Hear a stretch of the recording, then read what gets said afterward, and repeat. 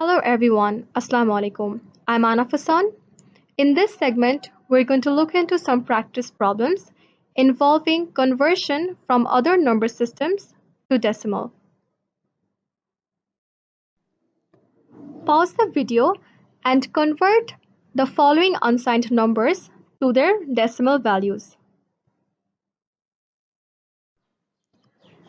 Since both the numbers were unsigned values, we will just consider them as it is and convert them from base 2 to base 10. So the answer to the first problem is 13. And the second value over here is 24 in base 10. Now consider these two combinations that are kept in sign and magnitude number system. Now convert these values to their decimal representation. In the first problem, this is the combination. Now since this is in its sign and magnitude number system, we have to take note of the first bit, the MSB. Since this starts with a 0, it shows that there is a positive value in it. And the magnitude will be found from the remaining bits. So 1101 is 13. So the value of plus 13 is stored in this combination. In the second problem, this is the combination given. So the first bit being 1 tells us that this is a negative number. And the magnitude can be found from the remaining 4 bits. So 1000 gives us 8. So the value minus 8 is stored here. Now consider these combinations to be in 1's complement number system. Now find the decimal values that are stored in these combinations. In the first combination, we can see that the MSB is 0. This means it's a positive value. So since it's a positive value, positive values are kept as they are in 1's complement number system. So we should just simply convert this and put a plus sign in front of it.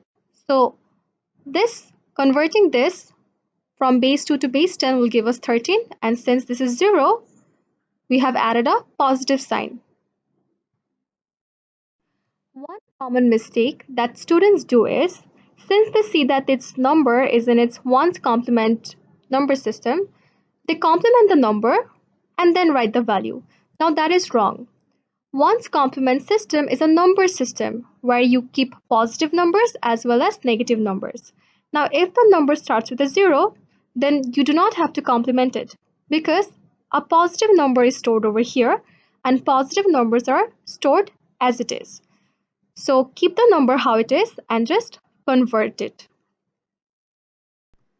Now let's consider the second combination. Here we can see that the value starts with a 1. That means a negative number is stored here. So for the sign, we know that it's going to be negative. Now to find the magnitude, we will have to perform 1's complement on it because the number that has been stored here has been complemented. The positive value has been complemented and stored as the negative number. So to find the magnitude, we have to look at the positive version. So this is the combination we get after performing 1's complement on it. In 1's complement, the zeros are replaced by 1 and the 1's are replaced by 0. So the value that is stored over here is minus 7. And this is the answer. Now consider these combinations that are stored in 2's complement number system. Find the decimal values that are stored in here. In the first problem, we can see that the value starts with a 0. So in 2's complement, we know that if a value starts with a 0, then it's a positive number and we just convert it as it is. So So the value will be plus 13. Now one common mistake that students do is, since they see that this number is in 2's complement system, they think that they will have to perform 2's complement on it and then convert it. Well, that is wrong, because 2's complement number system is a system where you can put positive numbers and negative numbers.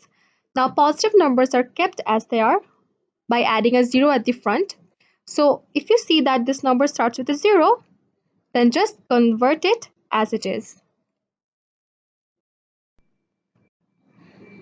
In the second problem, we can see that the number starts with a 1.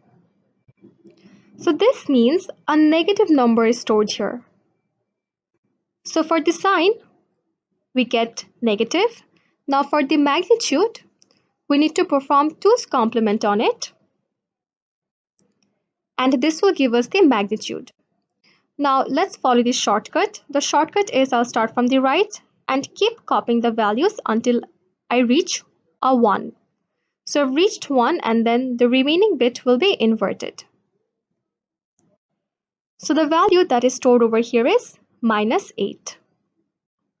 And this is the answer.